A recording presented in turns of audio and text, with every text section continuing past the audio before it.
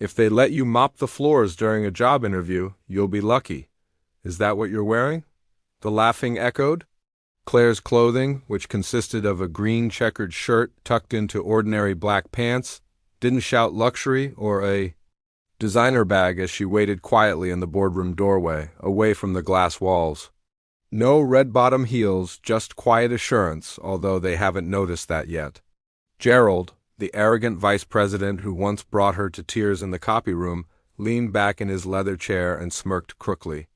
"Security's that way, sweetheart," he mumbled, pointing over his shoulder without even turning, and the executives in the room laughed as if it had been practiced. 4 well-dressed men and a woman with her arms crossed like she was watching a game in a blazer moved forward slowly as Claire's eyes met Gerald's. She didn't flinch or apologize. She just moved with precision to the table and placed a thick folder in front of him. "I'm not here for an interview, Gerald. I'm your new boss." The room froze as the quiet struck the air flat. "When none of you knew my name, when you walked past me like I was part of the furniture," she paused and said, "I remember everything," and she did every snide comment, every elevator ride where they didn't make space, every meeting she wasn't invited. To the day Gerald humiliated her in front of the department, mocking her outfit, asking if she got dressed in the dark. "You told me to dress for the job I wanted," she said, turning back to face him. Gerald forced a laugh and looked toward the CEO's empty chair, as if this were some cruel office prank, but it wasn't Claire. "So they didn't know what happened after she quit."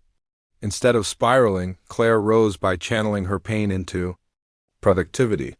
She joined a startup, worked 16-hour days, studied, built, failed, and then launched an app, scaled it, and sold it for $40 million. The company that purchased her app recently acquired this one, and Claire negotiated the deal under a different name without ever revealing her face until now. Claire opened the folder and spread the materials across the table, saying, "I've realized I don't want to be you. I want to rebuild this place into what it should have been: fair, smart, human." Her voice was steady and clear. "Ethics policies this. Organization will henceforth advance people based on their merits rather than their looks, performance, or pedigree. Diversity in leadership is also a must." And Gerald, she gazed directly into his soul, saying, "You're done here." One person choked on his coffee while another gasped audibly. Gerald faltered when he said, "You can't fire me. I've been here 15 years exactly."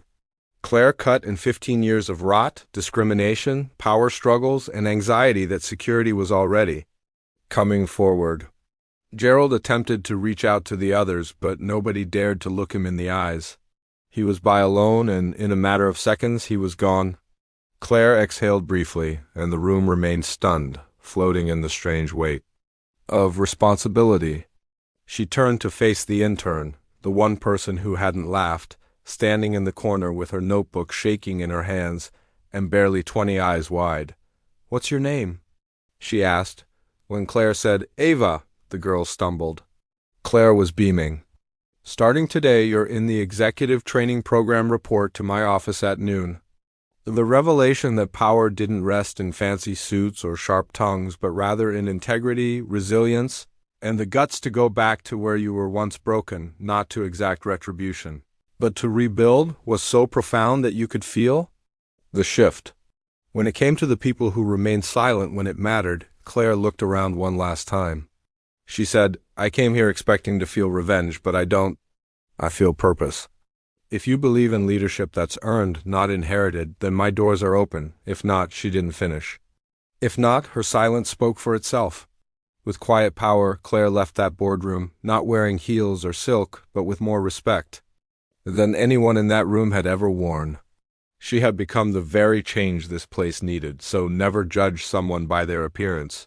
If this tale resonated with you, please hit the like button, subscribe to the channel, and leave a karma remark below.